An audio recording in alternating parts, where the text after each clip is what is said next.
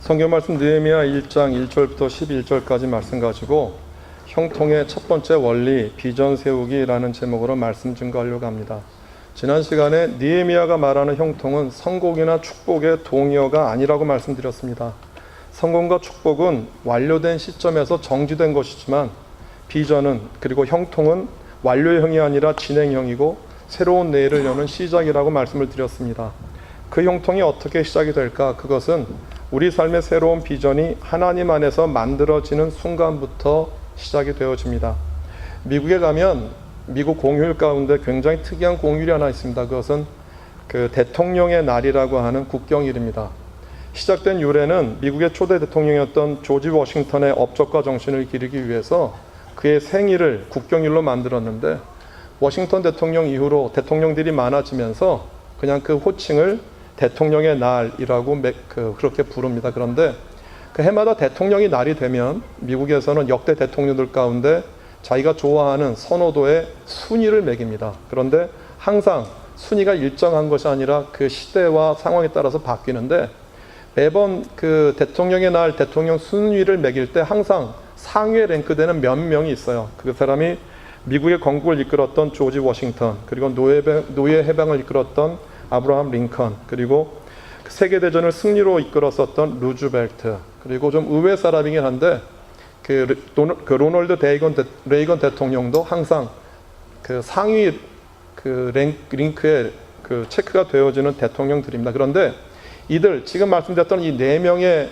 그 상위에 그 항상 오르는 이 대통령들이 가지고 있는 공통적인 특징이 한 가지 있습니다. 그것은 뭐냐면 이분들이 업적이 뛰어나고 어떤 했었던 자질들이 뛰어나기도 하지만 이들이 미국 국민들에게 무엇을 심어줬느냐 하면 비전을 심어주었기 때문입니다. 한 나라나 기업에도 비전이 필요합니다. 그 비전은 그들이 어디로 가는지 알려주는 중요한 지침이고, 그 비전을 따라서 정책이 세워지고 재정이 운용이 됩니다. 그래서 비전이 잘못되면 미래는 엉망이 됩니다. 그러나 망가지는 것보다 더 좋지 않은 것은 비전이 없거나 사라진 경우입니다. 비전이 없으면 일이 잘못되어도 무엇이 문제인지 그 원인을 밝혀낼 수 없습니다. 실패를 해도 연관성이 없기 때문에 무엇이 문제인지 그 문제의 원인을 밝혀내기가 쉽지 않습니다. 이러한 비전은 어떤 기업이나 나라에만 필요한 게 아니라 개인의 삶에도 중요한 것은 비전입니다. 한 개인이 비전을 가졌다는 것은 어떤 뜻이냐면 내가 어디로 가야 되는지 방향을 결정한다라는 것입니다. 방향이 결정되어졌기 때문에 내가 에너지를 어디에 쏟아야 되는지 알아요. 그래서 비전이 있는 사람은 그 비전을 향해서 자기의 재정도 쓰고 삶도 쓰고 에너지도 씁니다. 그런데 한 개인에게 비전이 없으면 어떤 일이 벌어지냐 하면 그 비전을 향해서 나가야 될 에너지를 나의 쾌락을 위해서 사용하기 시작합니다. 비전이 없다라는 건 두려운 일이에요. 그래서 그 두렵기 때문에 내가 가지고 있는 에너지를 내가 좋아하는 나의 쾌락과 나의 유익을 위해서 사용이 되어집니다. 잠시 동안 그런 쾌락을 통해서 미래에 대한 두려움이 없어지긴 하지만 그것이 영원할 수 없기 때문에 계속해서 되풀이 되어지게 되어지고 그것이 결국 개개인에게 있어서 중독이 되기도 합니다. 이런 그 비전이 나라나 기업, 개인에게만 필요한 게 아니라 교회에도 필요합니다. 예동교회의 비전은 무엇입니까? 라고 물으면 저는 예동교회의 비전은 예동교회 교인들이 예수님을 닮아가는 예수님의 제자가 되는 것입니다 라고 대답을 합니다. 그래서 지금까지 제가 설교를 그렇게 해왔고요, 2018년도 되어지면서 예수님을 닮아가는 제자가 되기 위해서 첫 번째 우리가 해야 되는 일이 성경 말씀을 묵상하고 그리고 큐티하는 것이라고 말씀을 드렸어요. 오늘 우리가 보게 되어지는 느헤미야도 아주 분명한 비전을 가지고 있었습니다. 느헤미야가 그 예루살렘을 향하여서 그 수상궁에서 출발을 할 때 느헤미야가 가졌던 비전은 단순한 무너진 예루살렘 성벽을 건축하겠다라고 하는 성벽 건축이 그의 비전이 아니었었어요. 느헤미야는 어떤 비전을 가지고 있었느냐 하면 무너진 예루살렘 성벽을 건축함과 동시에 하나님과의 관계가 무너진 예루살렘, 이스라엘 공동체를 회복하는 것이었어요. 그래서 느헤미야의 삶이 형통할 수 있었던 것은 느헤미야가 형통을 향해서 달려간 것이 아니에요. 느헤미야가 살았던 삶은 형통이 그의 목적이 아니라 느헤미야는 비전을 따라갔어요. 그 비전을 따라가다 보니까 느헤미야의 삶이 형통해진 거예요. 그러니까 우리는 보통 형통하고 모든 일들이 잘 이루어지는 것이 우리의 목적이라고 생각을 하는데 느헤미야가 보여준 형통은 그 성공 자체가 목적이 아니라 하나님의 비전을 이루어 가다 보니까 그의 삶이 성공했고 형통케 되어진 것이에요. 그래서 이 느헤미야가 가졌던 이 비전, 그가 어떻게 이 비전을 가졌는지 구체적으로 느헤미야가 가졌던 비전에 대해서 한번 생각해 보고 이 비전이 우리들에게도 또 세워지기를 바라는 마음에서 말씀을 드립니다. 첫 번째 비전을 얘기하기 전에 그 비전이 무엇인지 좀 더 명확하게 설명할 수 있는 것은 비교인데 그 꿈이에요. 그냥 우리가 보통 소망, 꿈, 드림이라고도 얘기를 하는데 이 꿈과 비전은 약간 달라요. 꿈은요, 꿈으로 끝날 수 있어요. 그리고 소망은 소망으로 끝날 수 있어요. 꿈이 이루어지지 않았다고 해서 내 소망이 이루어지지 않았다고 해서 실망은 되지만 낙담하고 인생을 살 맛이 안 나는 그런 상황은 아니에요. 그런데 비전은 끝날 수가 없어요. 내가 꾸었던 꿈이 한여름밤의 꿈이었구나, 개꿈이었구나 이렇게 생각할 수 있는데 하나님이 우리에게 주신 비전은 끝나지 않아요. 우리 마음 가운데 계속해서 살아있고요. 그 비전을 따라가지 못하는 삶이 우리 안에 계속 괴로움으로 다가와요. 이것은 내가 가진 것이 아니라 하나님으로부터 공급되어진 것이기 때문에 그래요. 그리고 내가 가지고 있는 개인적인 꿈은, 그 소망은 고난을 만나고 어려움을 만나면 중단되어져요. 내가 어떤 꿈을 꾸었어요. 소망을 가지고 있는데 그 소망을 이루는 삶의 현장이 어려워지면 아닌가 보다, 나에게는 이것이 맞지 않는가 봐 라고 생각할지 모르지만 하나님으로부터 받았던 이 비전은 어려움을 만나면 역설적인 반응이, 굉장히 이상한 예외 반응이 벌어져요. 그것은 뭐냐면 사람이 가지고 있는 그 비전은 고난을 만날수록 그 비전이 명확해져요. 내가 가지고 있는 개인의 꿈은 어려움을 만나면 사라지지만 하나님으로부터 공급받은 비전은 고난의 현장에서 더욱더 분명해지고 명료해진다라고 하는 것이에요. 나의 꿈이 이루어졌어요. 내 소망이 이루어졌어요. 그러면 사람은 그 소망과 내 꿈이 이루어진 그 상태에서 자연스럽게 나도 모르게 교만해져요. 우쭐대기 시작하고 내가 이런 사람이라고 드러내고 싶어요. 그런데 비전이 이루어지면 그 비전이 이루어진 것으로 인해서 절대 교만해지지 않아요. 비전은 그 비전이 이루어진 것과 동시에 더 큰 미래를 향해서 확대되어져요. 이것이 비전이에요. 그래서 그 꿈을 담는 그릇은 나잖아요. 내가 개인이 가지고 있는 내 그릇의 꿈을 닮아요. 그래서 내 꿈의 크기도 내 능력과 한계로 제한되어져 있어요. 그런데 비전은, 그 비전을 담는 그릇이 내가 아니에요. 그 비전을 어디에 담는 거냐면 하나님 안에 담는 거예요. 그래서 그 꿈은 내 안에서 이루어지는 것이지만 비전은 하나님 안에서 이루어지기 때문에 그 비전은 어디까지 확장되냐 하면 이 세상을 창조한 하나님의 세계까지 확장되어지는 것이에요. 그래서 비전은 나의 꿈을 하나님 안에서 이루는 것이 아니라 나의 꿈이 하나님 나라로 확장되어지는 것이에요. 비전은 계속해서 미래를 향해 달려간다라고 하는 것이에요. 그럼 이 비전이 어떻게 만들어집니까? 이 비전은 나를 향한 하나님의 계획을 알 때 만들어집니다. 우리가 느헤미야에서 보게 되어지는 느헤미야는 일반적으로 성공한 사람의 전형입니다. 그 당시 그 페르시아 사람 출신도 아니고요. 노예로 끌려온 노예 출신으로 그 당시 페르시아의 술 맡은 관원이 되었다라고 하는 얘기는 그냥 우리가 생각할 수 없는 굉장히 큰 그 출세예요. 술 맡은 관원이 무슨 얼마나 큰 대단한 일을 해 라고 생각할지 모르지만 술 맡은 관원은 왕의 가장 측근에서 그 왕의 모든 것들을 돌보는 것이에요. 그래서 왕이 마실 술을 관리하고 왕이 마실 술을 내놓는 일만 하는 게 아니고요. 사람에 따라서 역할은 다르지만 술 맡은 관원이 때로는 왕의 친구까지 정리를 하고요. 그리고 왕의 식사, 잠자리까지 전부 살폈어요. 그러니까 왕이 먹는 모든 음식까지 다 관장하는 위치가 되어졌고요.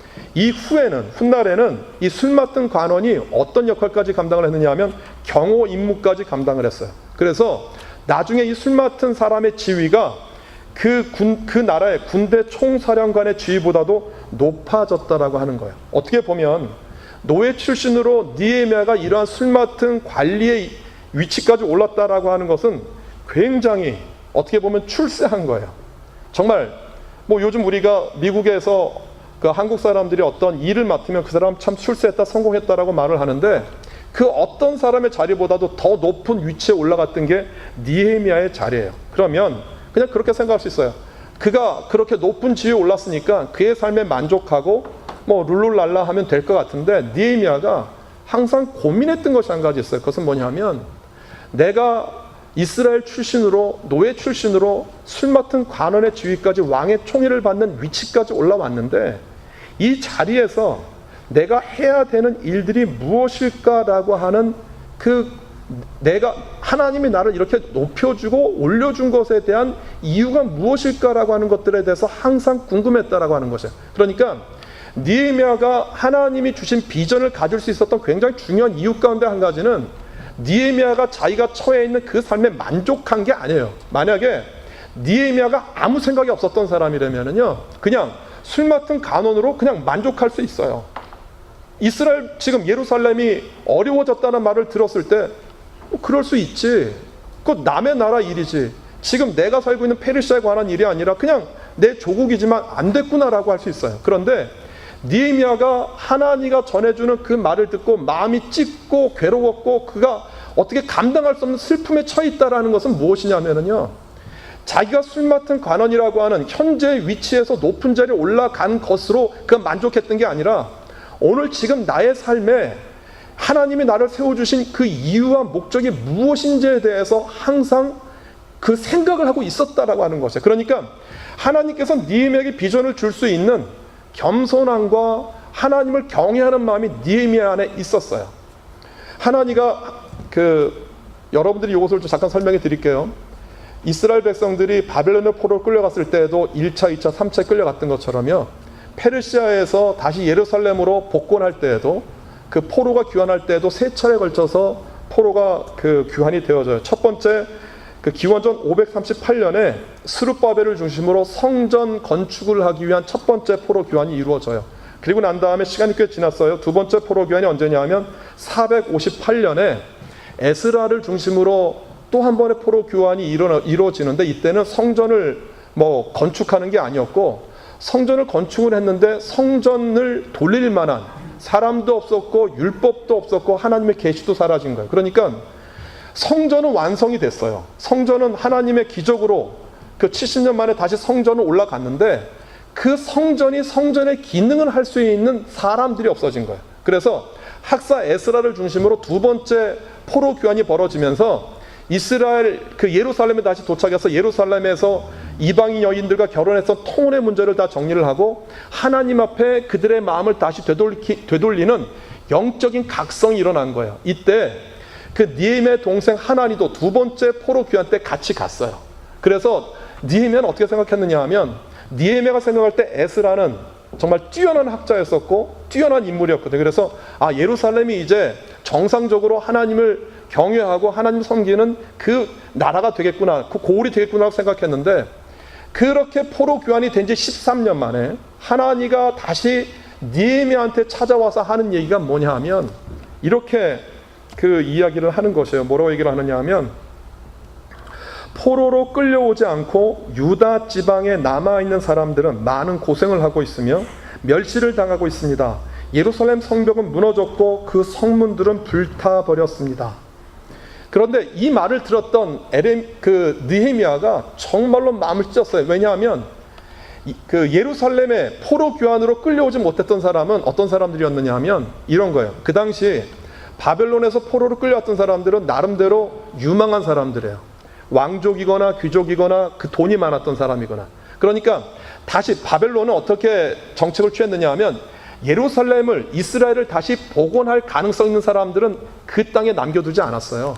그러니까 똑똑하고 유능한 사람들은 전부 포로로 끌려갔고요. 역설적으로 그 당시 예루살렘에 남았던 사람들은 힘이 없고 모자라고 좀 부족한 사람들만 남았던 거예요. 그런데 그 사람들이 곤란한 지경에 처했다라는 거예요. 그것은 예루살렘의 상황이 굉장히 좋지 않았다는 것을 이야기를 하고요. 그리고 예루살렘 성전이 아주 동물들이 오가는 아주 오물천지가 되었다라고 하는 얘기를 들은 거예요. 이 말은 무슨 말이냐 하면, 성전이 망가졌다라는 게 아니라 예루살렘이라고 하는 도시의 기능, 성전의 기능, 모든 것이 끝나버린 거예요. 바로 얼마 전에 14년 전에 에스라가 사람들을 데리고 성전을 개혁하고 신앙을 개혁하기 위해서 갔는데, 그게 모두가 다 수포로 돌아갔다라는 뜻이었었어요. 느헤미야가 이 사실을 접하고 난 다음에 그의 마음 가운데 걷잡을 수 없는 슬픔이 일어나요. 어떻게 왜 이런 일들이 일어났지라고 하는 것에 대한 그 슬픔, 애통함, 눈물이 어떻게 그 주체할 수 없을 정도로 그 느헤미야 깊은 곳의 가운데서 터져 나온 것이에요. 느헤미야가 금식을 하려고 해서 금식을 한 게 아니라 밥맛이 없어졌어요. 식사할 수 있을 만한 어떤 의욕이나 욕심도 그 느헤미야 안에서 사라진 거예요.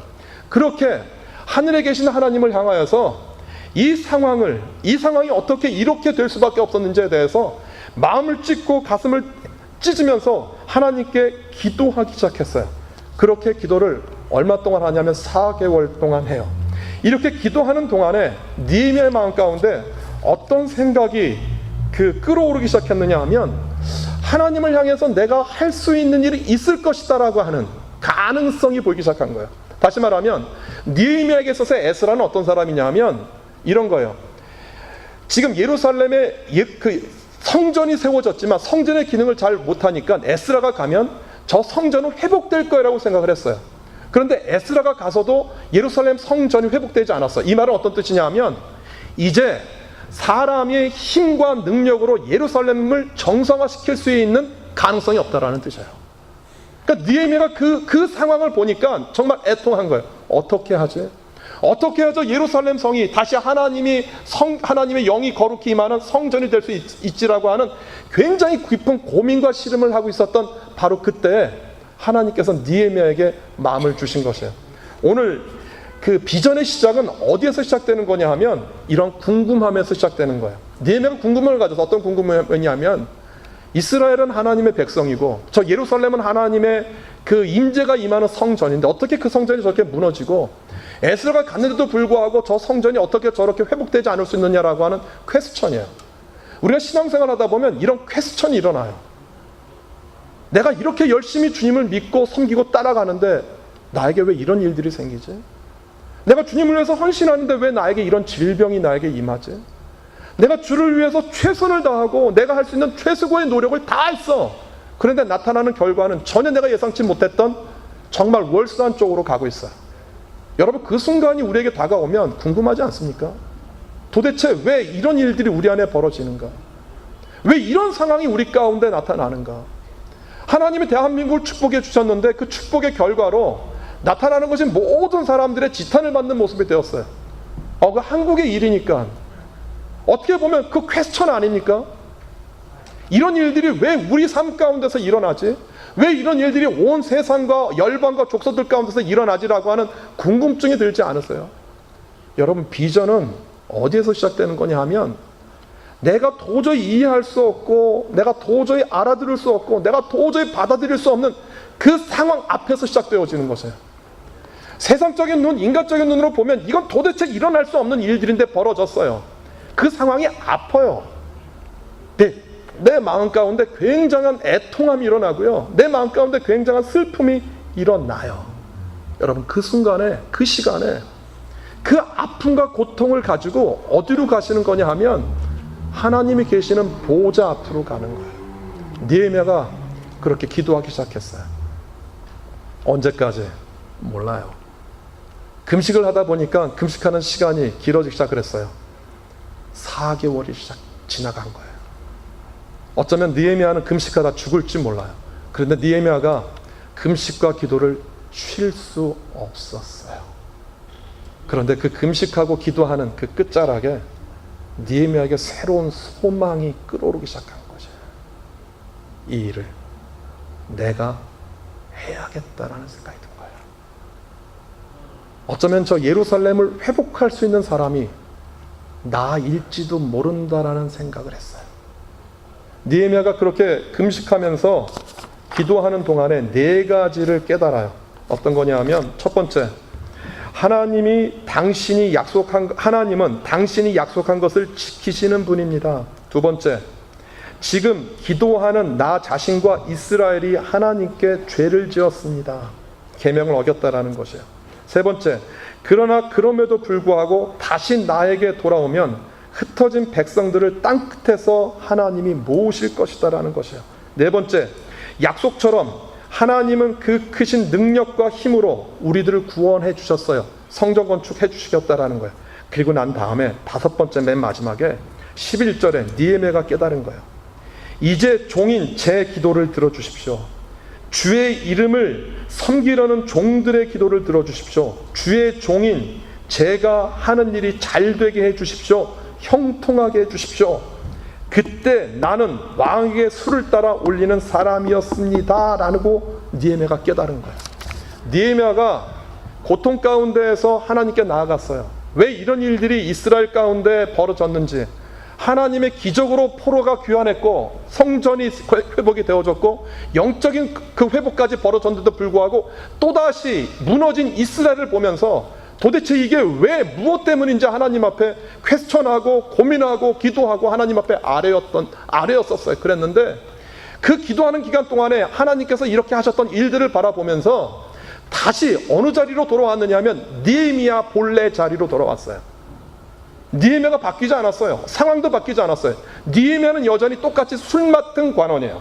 느헤미야 위치는 바뀌지 않았어요. 그런데 이전에 술 맡은 관원이었던 느헤미야하고 기도하고 하나님 앞에 돌아오고 난 다음에 내가 무엇을 해야 되는지 알고 난 다음에 자기의 위치로 돌아온 느헤미야는 전혀 다른 사람이 됐던 거예요. 그 하나님 앞에 나아가서 내가 무엇을 해야 되는지 깨닫고 났더니 내가 어떤 위치에 있는지 알게 된 거예요. 그게 술 맡은 관원이에요. 그게 술 맡은 자리였던 거예요. 왕의 신임과 총애를 가장 많이 받았던 사람이었던 거예요. 느헤미야가 하나님께 비전을 갖고 난 다음에 이제 기도하기 시작해요. 그리고 기다렸어요. 어느 때까지? 하나님의 때가 될 때까지 기다리는 거예요. 여러분, 여러분의 삶의 현장에서 정말 이해할 수 없는 일들이 벌어진 그 일들이 나에게 비전이 되어지고 나에게 아픔이 되어지고 나에게 그것이 무엇인가 새로운 길을 열어야 되는 소망이 되었다라고 하면 무엇 하셔야 되냐면 기다리셔야 돼요. 여러분, 아픔을 본 현장이 나의 비전이 되어져요. 모세의 경우 볼까요? 모세는 자기가 애굽의 왕자가 된 것이 그 이스라엘 백성들을 구원하고 구출하는 것이라고 생각을 했어요. 어떻게 생각했느냐 하면 내 힘으로 할 수 있다고 생각했어요. 그런데 자기 힘으로 안 된다는 걸 알았어요. 광야 40년 동안 모세는 자기가 가지고 있는 비전을 내려놓았어요. 그런데 하나님은 모세의 비전을, 그 모세의 꿈을 하나님의 비전으로 바꾸어 주셨어요. 애굽 사람의 고통을 보았던 모세였기 때문에 그 일을 모세에게 맡겨주었던 것이에요. 여러분, 바울에게 어떤 고민이 있었는지 아세요? 하나님의 율법으로 거룩해지는 것에 대해서 고민했던 사람이었거든요. 그 바울이 예수님을 만나고 그 율법으로 거룩해지는 것이 아니라 하나님의 은혜로 거룩해진다는 사실들을 깨달았다라는 것이에요. 마틴 루터 킹이 자기 삶의 현장에서 벌어졌었던 흑인이 압박받는 현장과 현실이 그에게 무엇을 해야 되는지 새로운 비전이 되었다라는 것이에요. 여러분, 하나님 앞에서 여러분들이 비전을 갖기를 원하고 하나님 앞에서 내가 무엇을 해야 되는지 알기를 원하십니까? 그러면 지금 오늘 여러분들이 고민하는 고민의 현장이 무엇인지 살펴보셔야 돼요. 내가 지금 무엇 때문에 마음 아파하는지, 지금 내가 무엇 때문에 괴로워하고 힘들어하는지, 무엇 때문에 내가 상심하고 낙심하는지, 여러분, 그 상심과 낙심을 나 혼자 묻어두는 게 아니라 그 아픔과 고통의 현장을 주님 앞에 가지고 나아가면 그 현장에서 무엇을 해야 되는지 주님께서 내게 비전을 주세요. 나의 자녀, 나의 가정, 내 이웃들과의 문제 안에서 내가 무엇을 해야 되는지가 보이는 거예요. 그 비전을 여러분들이 발견했으면 그 다음에 여러분들이 하셔야 되는 일은 기다리셔야 돼요. 언제까지? 주님이 나타나셔서 말씀하실 때까지. 다음번에 말씀드릴 주제가 통찰력이에요.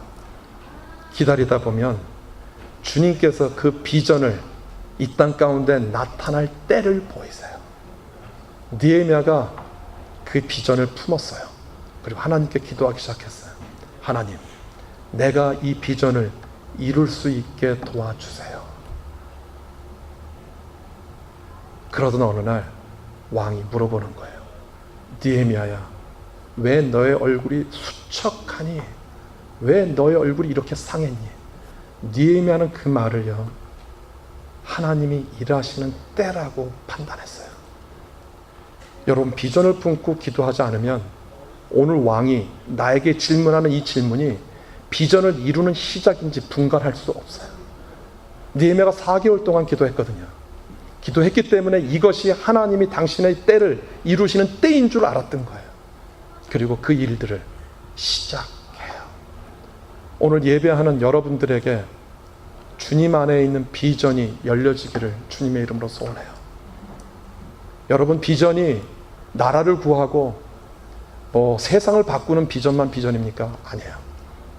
내가 하고 있는 일, 삶의 현장, 내가 섬기는 교회, 내가 섬기는 구역, 내가 기도하는 사람들, 여러분, 그것이 내 삶 가운데 아픔이 되고 기도의 제목, 어느 순간 나도 모르게 그것이 기도의 제목이 되어질 때, 여러분, 그것은 나에게 말씀하시는 하나님의 계시이고 비전이에요. 그것을 위해서 기도하셔야 돼요. 아주 오래전에 있었던 일이에요. 한국에서 휴가 때가 되어서 휴가 계획을 다 잡았어요. 어디로 가기로 다 예약하고. 그런데 그 주간에 태풍이 몰아닥친대요. 태풍이 굉장히 큰 태풍이었었어요. 태풍이 오는 거랑, 태풍이 와서 이제 휴가는 못 가겠구나라고 생각을 했는데 갑자기 느닷없이 하나님이 그런 마음 주시는 거예요. 저 태풍이 한국 땅에 도착해서 피해가 가지 않도록 기도하라는 거예요. 너무 생뚱맞았어요. 내가 휴가 가는 거랑 태풍이 오는 거랑 무슨 상관이 있어요? 근데 기도하는데 주님께서 이 태풍이 한국에 피해를 미치지 못하도록 기도하라는 거예요. 연관이 있어요? 전도사가 가는 휴가와 태풍이? 근데 정말 그 말씀에 순종했어요. 그리고 휴가 반납하고 기도하기 시작했어요. 그런데 다른 사람들은 태풍이 비껴갔다고 생각할지 모르지만 태풍이 한국에 영향 미치지 않았어요. 저는 주님께서 당신의 마음을 가지고 있는 사람들에게 주시는 당신의 메시지가 있다고 생각을 해요. 여러분들이 예동교회를 섬길 때 예동교회의 아픔이 보일 수 있어요. 문제가 보일 수 있어요. 예동교회 가운데 어떤 일들을 바꿔야겠다라고 하는 어떤 생각이 들 때가 있어요.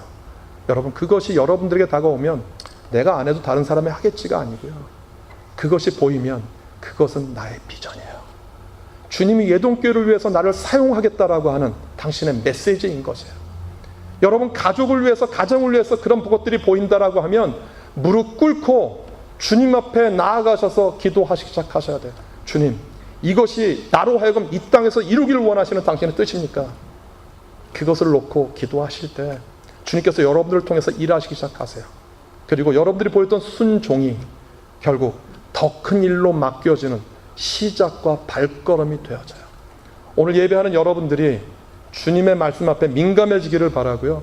주님께서 여러분들에게 무엇을 말씀하시든지 이것은 남의 일이야, 이것은 목사님의 일이야, 이것은 누구의 일이야가 아니라 그 일이 여러분들의 일 되어지기를 바랍니다. 그리고 그 일들을 통해서 하나님께서 역사하시는 새로운 시작이 우리 몸된 예동교회 가운데 일어나기를 주님의 이름으로 소원합니다. 기도하겠습니다.